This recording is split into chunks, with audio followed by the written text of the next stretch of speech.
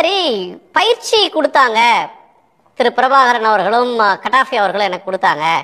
அப்போ நேராக குறிபார்த்து சுட்டா 10க்கு 10, 10 மதிப்பெண்ணுக்கு 10 மதிப்பெண், அந்த புல் சை அதை பார்த்து ஷூட் பண்ணா பிரபாகரன் அவர்கள் பின்னாடி துப்பாக்கியை வச்சு அங்கிருந்தே கூட இலக்கை பார்த்து சுட்டாரு அப்படின்லாம் சொன்ன காணொலிகள்லாம் வந்தது. அதெல்லாம் நீங்கள் பார்த்தீங்களா?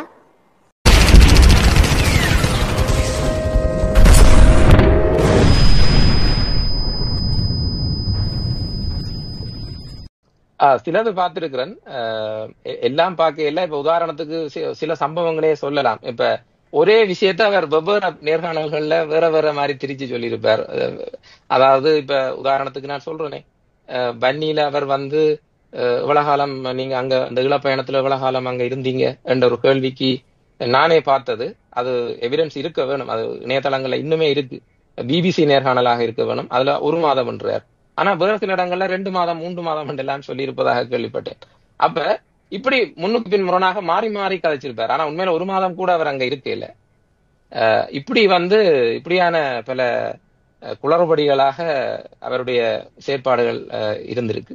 என்னென்றால் அவர் இப்ப விடுதலை புலிகளின் தலைவர் பிரபாகரன் அவர்களோடு சேர்ந்திருந்து பயிற்சி பெற்றது மாதிரி சொல்லிக் கொள்ற விஷயங்கள் எல்லாமே வெறும் புனைவுகள். இவர் சந்தித்தார் என்பது உண்மை. ஒரு குறுகிய நேரம் சந்தித்தார். அதுவும் அவர் ஒரு அவசர கதியில வேற சந்திப்புகள் இருந்த ஒரு நேரத்துலதான் பிரபாகரன் அவர்கள் அந்த சந்திப்பை நிகழ்த்தி இருந்தார்.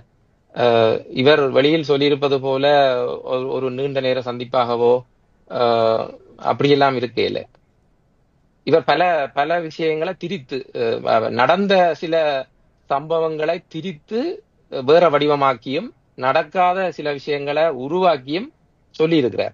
அதுக்கு வேற சில உதாரணங்களும் இருக்கு. உதாரணத்துக்கு நான் அதையும் சேர்த்து சொல்லிடுறேன். இங்கே இதுவரைக்கும் எங்கேயுமே பகிரப்படாத ஒரு தகவல் ஊடகங்கள்ல. அப்ப அந்த காலப்பகுதியில விமான தாக்குதல் அச்சுறுத்தல் இருந்த காலப்பகுதி. அந்த நேரம் இவர்கள் விடுதலை புலிகள் சார்ந்த முகாம்கள்ல தங்க வைக்கப்படாமல் ஒரு அரசு செயலகத்துல தங்க வைக்கப்பட்டிருந்தார்கள் பாதுகாப்பு காரணங்களுக்காக. அதாவது தமிழ்நாட்டிலிருந்து அங்கு வந்திருந்தவர்கள். அந்த அந்த இடத்துல அவர் என்ன வேற இடங்கள்ல சொல்லி இருக்கிறார் என்றால், அங்கு தனக்கு பாதுகாப்புக்கு சிலர் இருந்ததாக சொல்லி இருக்கிறார். அந்த பாதுகாப்புக்கு இருந்தது யார் என்று சொல்லி இருக்கிறார் என்றால், இந்த திரைப்பட உருவாக்கத்தில் இளங்கோ என்கிற ஒரு பிரதான பாத்திரத்தில் நடித்த ஒரு போராளி. அவர் அவர் இந்த படத்துல இருக்கிறார். இந்த ஷூட்டிங்ல நான் இருக்கிற அந்த ஒர்க்கிங் ஸ்டில்ல நான் இருக்கிற படத்திலே அவரும் இருக்கிறார். அவர் தான் பிறகு அந்த இறந்தவர்கள்ல ஒருவர். அந்த பிரதான பாத்திரத்தில் நடித்த அந்த இளங்கோ என்பவர் அந்த கொல்லப்படுகிறார் ஒரு செல் தாக்குதல்ல. அவர் இவருக்கு பாதுகாப்புக்கு நின்றார் என்று ஒரு அபாண்டமான ஒரு பொய்யை சொல்லி இருக்கிறார். நடக்கவே நடக்காத ஒரு சம்பவம். அவர் எங்கேயோ இருந்தார், அவர் படப்பிடிப்புக்காக வந்தார், அவர் படப்பிடிப்பு சார்ந்த பணிகள்ல ஈடுபட்டிருந்தார். இவருக்கு பாதுகாப்பாக இளங்கோவை நியமித்து இருந்தார்கள் என்றெல்லாம் இவர் பொய் சொல்லி இருக்கிறார். இதெல்லாம் ஒரு அப்பட்டமான பொய். இது இளப்பயணம் தொடர்பாக இவர் இப்படி பொய் சொல்லி இதை திருப்பி இது அடுத்த கட்டம் வேற வகையான குளறுபடிகள் இருக்கு. இதை தமிழ்நாட்டுக்குள்ள இதை இவர் எப்படி கொண்டு போய் சேர்க்கிறாருன்றது அது வேற விதமான ஒரு விஷயம். ஒன்று இது ஃபேக்டரிகள் சம்பந்தப்பட்ட விஷயம். இப்ப நான் பேசிக்கொண்டிருக்கிற விஷயங்கள் அவர் அங்க இளப்பயணத்துல வந்திருந்தது, நடந்த விஷயங்கள், அதுகள் பற்றி தான் நான் இப்ப பேசிக்கொண்டிருக்கிறேன். தமிழ்நாட்டுல போய் அவர் என்ன செய்யறாரு என்ன சொல்றாரு அப்படின்றது 2வது பார்ட்டு. அங்க நடந்த சம்பவங்களை முழுக்க உண்மைக்கு மாறா சொல்றாரு அப்படின்றீங்க. அவருக்கு மெய்க்காவலராக அவருக்கு யாரையுமே செக்யூரிட்டினே நியமிக்கலையா? அவர் செக்யூரிட்டியா தனக்கு தன்னுடைய பாதுகாப்புக்கு நியமிக்கப்பட்டவர் அப்படின்னு சொல்றவர் உங்க படத்துல நடித்த ஒரு போராளி. அவர் போராளி நடிகரா நடித்தவர். அவர் இறந்துடுறாரு, ஒரு வீரச்சாவு அடைஞ்சிடுறாரு. அவரை போய் தனக்கு மெய்க்காவலர் அப்படின்னு சொல்றாரு. அப்படி மெய்க்காவலராக இல்லை அப்படின்னா வேற யாராவது மெய்க்காவலராக இருந்த கதையை சேர்த்து இதோட சேர்த்து லிங்க் பண்றாரா?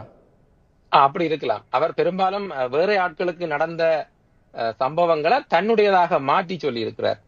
இப்ப உதாரணத்துக்கு சந்தோஷுக்கு நடந்த சில விஷயங்களையே இவர் தனக்கு நடந்ததாக சொல்லி இருக்கிறார். அது பிறகு தமிழ்நாட்டில் அவர்கள் சந்தித்து கொண்டு பேசிக்கொண்டதுக்கு பிறகு அந்த சம்பவங்களை எல்லாம் கோர்த்து அவர் கோர்வையாக்கி தனக்கு நடந்த கதைகளாக அவர் சில விஷயங்களை திருத்தி சொல்லி இருக்கிறார்.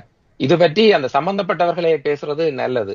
ஆனா இதெல்லாம் நான் அங்கிருக்கும் போதும் அதுக்கு பிறகும் அறிந்த விஷயங்கள், நம்பகமான வழிமுறைகள்ல அறிய கிடைத்த விஷயங்கள். ஆனால் அங்க நீங்க கேட்டது போல அங்க பாதுகாப்புக்கு யாரும் இருக்க மாட்டார்களா என்றால், பாதுகாப்புக்கு அப்படியெல்லாம் இருக்க மாட்டார்கள். உதவிக்கு ஆட்கள் இருப்பார்கள், ஒரு நண்பர்கள் போல உதவிக்கு. அவர்களை தங்க வைக்கப்பட்டிருந்தால் அவர்களுக்கு உணவு, வேறு பல விஷயங்களை கவனிக்கிறதுக்கு ஆழ்த்துவதானே. அப்படி வேறு சிலர் இருந்தார்கள் அங்கு. அந்த திரைப்பட குழுவில் இருந்தவர்களே அங்கு நியமிக்கப்பட்டிருந்தார்கள். இவர் குறிப்பிட்டது போல இவருக்கு பாதுகாப்புக்கு எல்லாம் அங்க வைத்திருந்தார்கள் என்றதெல்லாம் இல்லை, அப்படி இல்லை.